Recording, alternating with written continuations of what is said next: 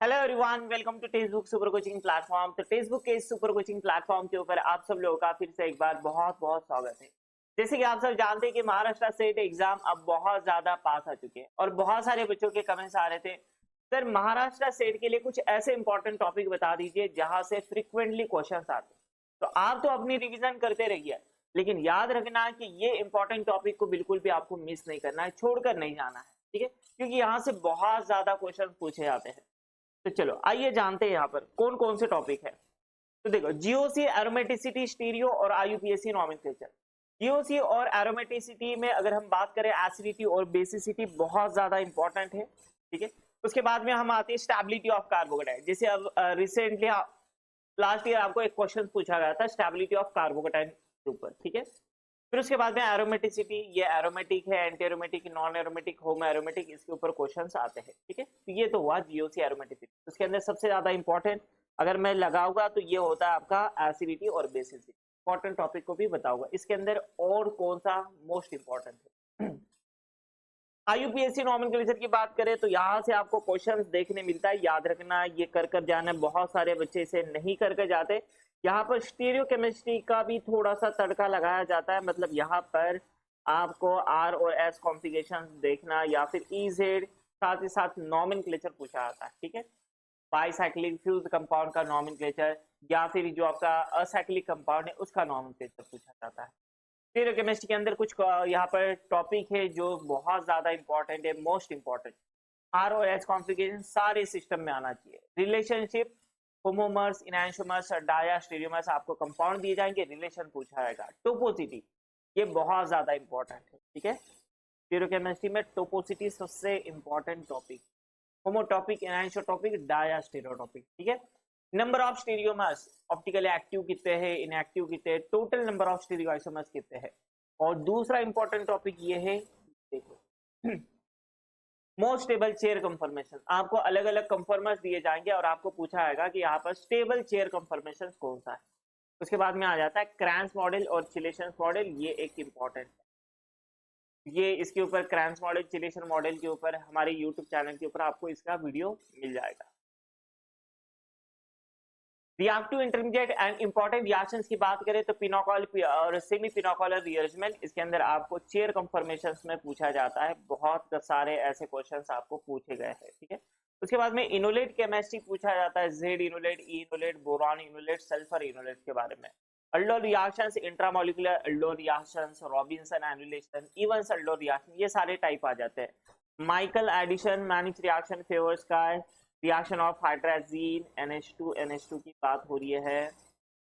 Hydrazine मतलब जैसे यहाँ पर शापिरो मान लो, बामफोर्ड मान लो, ठीक है। उसके बाद में उल्फ किश्नर रिडक्शन, ये सारे हाइड्राजीन की रिएक्शन है। बाद में उल्फ, ये सबसे ज्यादा इंपॉर्टेंट है। स्मिथ, लाइट और ये अल्डोल रिएक्शन, ये रहा आपका माइकल। ये जो चार में इंपॉर्टेंट रिएक्शन लिखा कर जा रहा हूं, इसे आपको करना ही है, ठीक है।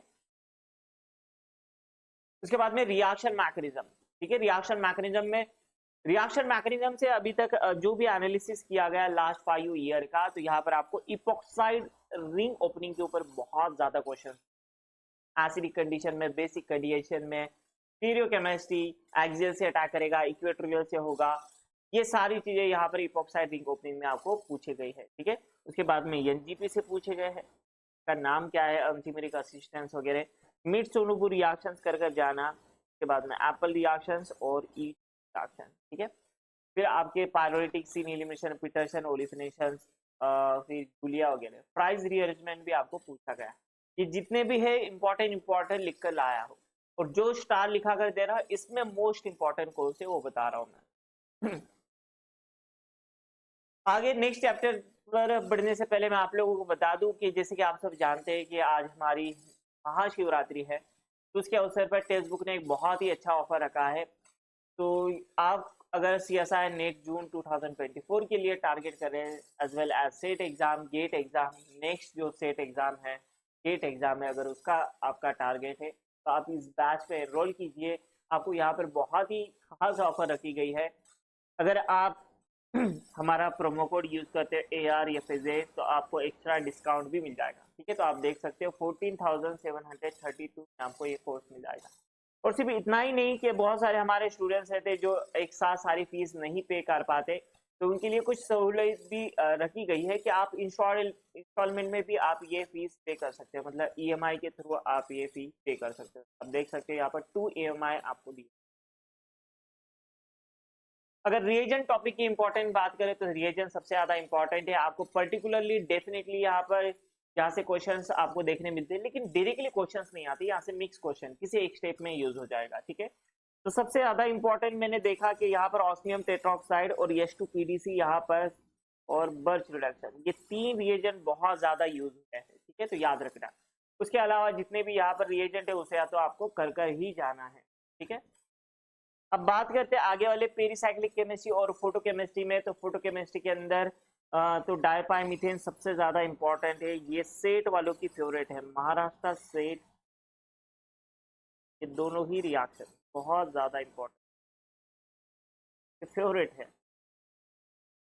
और इसके अंदर पेरिसाइक्लिक के अंदर ये 3,3 और ये वाला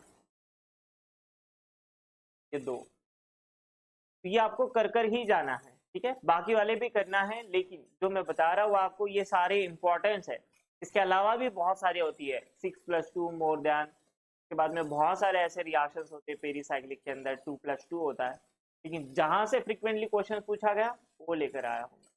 इसे तो आपको बिल्कुल ही जितने भी पॉइंट्स है इसे तो आपको मिस करना ही नहीं है। आगे आते हैं स्पेक्ट्रोस्कोपी। तो स्पेक्ट्रोस्कोपी में अगर बात करें तो मैक्स लेफर्टी रिएजमेंट, जिसमें mass spectroscopy, number of signal, H1 NMR, carbon 13, इसकी केमिकल शिफ्ट वैल्यू आपको यहाँ पर लिखना है। कार्बन 13 भी यहाँ पर है, ठीक है। Chemical shift,